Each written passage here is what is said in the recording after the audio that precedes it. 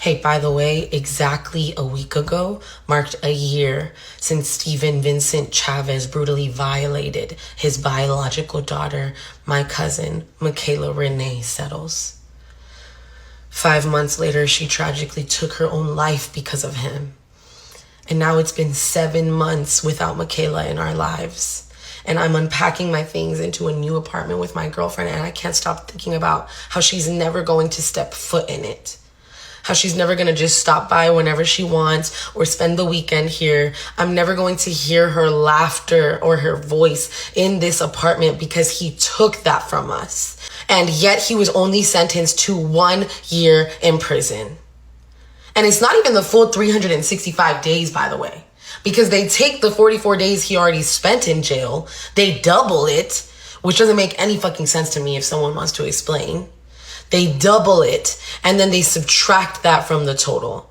So 365 minus 88 days is 277 consecutive days. She's gone because of him. He killed her. And he gets 277 days in prison, 3 years probation, and he's only on the sex offender list for 20 years.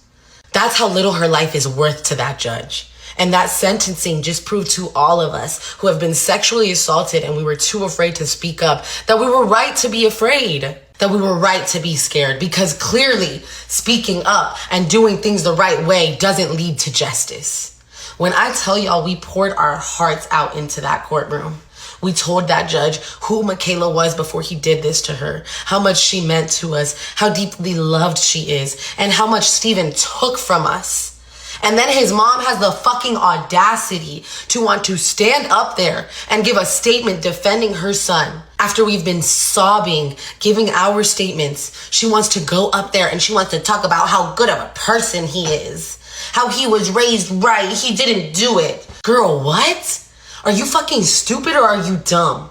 You're just justifying his actions so that you have some sort of peace of mind for being a horrible mother that raised a rapist, that raised a pedophile. Because that's exactly what you did, girl.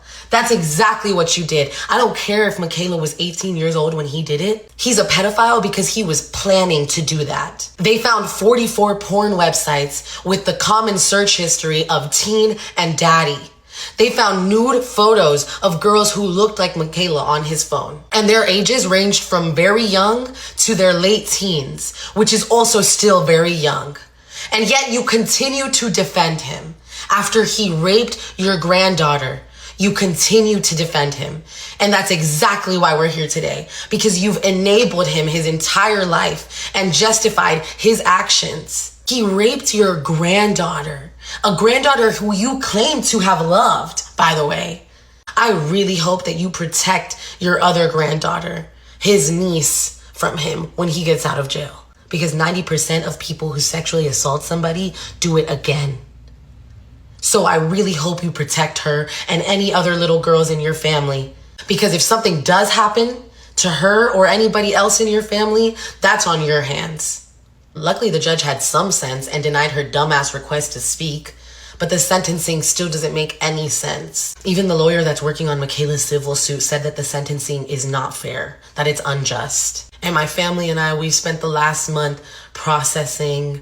I've spent the last month trying to heal because this whole situation triggered my own childhood sexual traumas. So I've just been trying to exist without being so angry and so depressed all the time. And it probably won't be as frequently, but I am going to continue to update y'all on the civil suit. And I'm definitely going to remind y'all when we're getting closer to his release date, because I'm going to need your help to help spread his face everywhere again. That man will not know peace for as long as I'm alive. He may be in jail for a year, but everybody is going to know what he did for the rest of his life. I'm never going to stop talking about Makayla. I'm going to embody her in everything that I do and everything that I post. I think about how she loved posting her silly little videos and how she would ask me to record her lip syncing to a song in the middle of the street. And I'm going to continue to grieve her and live for her at the same time. I just need my page to be a little bit more hopeful. I want to post about maneuvering through grief and healing and moving your body even when you feel like existing is hard enough. I just need to do that for my own mental health, for my own sake, and for my family's sake, to be honest. So thank you for understanding and for caring so deeply about Makayla. Hey, by the way, exactly.